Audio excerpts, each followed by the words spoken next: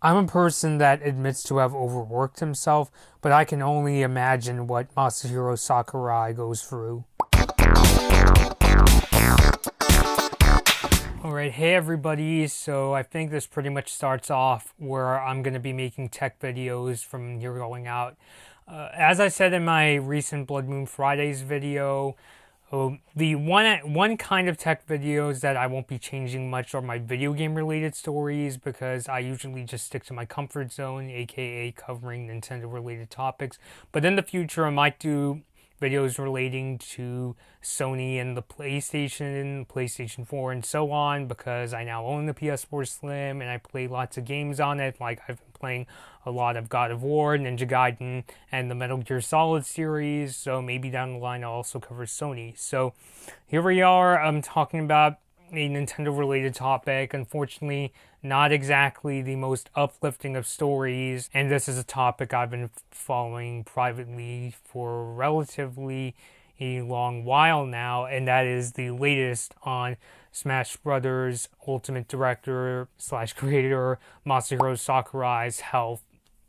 So if you've been following the recent word about Sakurai's health, you know that when he made Smash for the Wii U and 3DS, he had tendinitis, and I was really hoping that he was going to recover in some way. But according to this interview that Nintendo Dream had with him, and it was translated by Nintendo Everything, he still has his share of health issues, even with the making of Smash Brothers Ultimate. Now, in the interview, they were talking about things like the making of Smash, how they pick bosses, and so on and so forth, in an attempt to try to improve his health. He says that he leaves the office by 10 p.m. no matter what when he works. And by the way, I'm looking down at my iPad to read the notes. He admits to having had a lot of stomach problems recently, and he says that whenever something like that happens, usually he just gets an IV drip and goes to work like normal. And Sakurai said he did take a break between December 22nd and 24th, but he said the issue with him taking a break is that means that he has to leave a lot of his work up to his crew. Now, on one hand, I totally respect Sakurai in terms of, it seems like he's a really passionate, really dedicated developer. I mean, especially in an industry where it can be really easy for us to get cynical and think, oh, this industry is basically just the face of it. It's basically corporate people and people who don't really care and just want to get things like profits and the bonuses. You know, on one hand, it's really great to hear whenever we hear about people like Masahiro Sakurai or the late Satoru Iwata, and we hear about how they were really passionate, really talented people that made some really amazing games. Like, there's no doubt about that.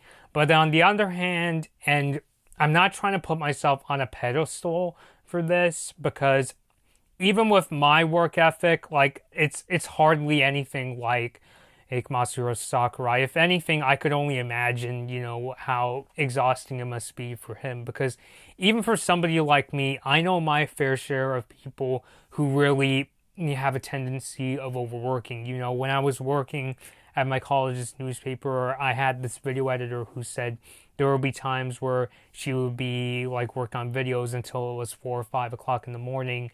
And I also had a very similar crunch schedule, because a big part of it was because I was also making videos for this channel, the Blood Moon Bobby channel. But I also feel because I had my share of peers who took my work for granted and, didn't realize how much of a lengthy process it was. But regardless, I really enjoy filmmaking. I really enjoy editing videos. And a lot of the time, it's very easy to get caught up, regardless of what industry you're in your work, especially if you love your job, because on one level, it's really great when you can find a job that you really like and it's something that you're really good at. But there's also a kind of double-edged sword in that when you become super passionate about your job, it's like everything else around you just you barely notice anything around you, things like your health or even getting organized and even at times paying attention to your own health. Like, I'll be the first to admit there have been many times where I worked on my own videos to the point where it would be 2, 3, or 4 o'clock in the morning. There will be, I would often forget to do things like clean my room or workspace or things like that. And another part of that too was mainly because I was kind of isolating myself from my family whenever I got to work on my videos. But you see what I mean there? Just there will be a lot of times where I would get so worked up into it that I would forget about things like personal care, keeping organized, and even spending time with family and such. Now, once again, I'm not telling you guys this to make you guys feel sorry for me or to say, I totally get it, Sakurai. I'm totally in his shoes because, what I do is hardly anything like what Masahiro Sakurai must be doing when he makes the Super Smash Brothers games. He has to work with a whole ton of developers, I'm sure, because, he's making games at his own company Sora, but he's also working with Bandai Namco and Nintendo, and I'm sure there's a whole host of other things that I don't have to do. Then again, he's a really, really successful and very well respected game developer, so I could only imagine what it must be for him. But the point I'm trying to get across is if what I do takes a toll on me, it must be really crazy for Sakurai. This is some really next level stuff for this guy. And as much as I do want to see Sakurai make even more games, more Smash Brothers games for especially if there's going to be a Nintendo Switch successor. At the same time, though, we got to stop and realize for a second and realize a lot of our favorite developers are, just as human as we are. That's why, we become so emotionally attached to them when something happens, like when Satoru Iwata died. We get really emotional because we really connected with people like him, and we also see into them. They're human too. They have their own families. They have people. They have lives outside of their own jobs. So it's kind of very easy, especially if it's somebody you don't really know too well. It's often really difficult to remember that they must be going through their own struggles and they have their own personal obligations and loved ones that they have. So as much as I do want to see Sakurai making more Smash games, and I think part of the reason, because I believe this interview happened a month ago, I still think that he still must be working on Smash because, the DLC is coming out. What I'm hoping for is when that DLC is finished and ready to go, I hope that Sakurai can finally take a longer break. Not just a break that lasts for a few days, but even something like maybe he takes a few weeks or a month off. Maybe somebody at Sora, if they have their own HR department, can go up to him. I mean, even though Sakurai is easily their key player there, maybe somebody at the company can be like, hey, we'll give you paid leave. We really think you should be taking a break. You've made some really amazing games over the years, and you deserve a break. Because I got really concerned after I heard he had tendinitis when he made Smash for the Wii U, and now, I'm hearing things like how he had stomach problems and how he had to rely a lot on an IV drip. I don't want to imagine what's it going to be like if he goes on making his next Smash game and something even worse happens. I mean, God forbid. I don't want to hear something like Sakurai, collapses, while he's developing, or something like that, like if he's collapsed because of things like dehydration or anxiety. Because as my sis even says, there must be a lot of pressure that goes into making Smash Ultimate, because you guys saw the hype for Smash. Even though I considered myself kind of more moderate, more kind of even-tempered. I was excited for Ultimate, but I wasn't one of those people that was going, Smash, Smash, Smash, I want to play Smash, and I want to play right. Now, there's, Smash has, really huge fan base. Many of my friends like to play Smash. And I know that kind of hype can really get to you.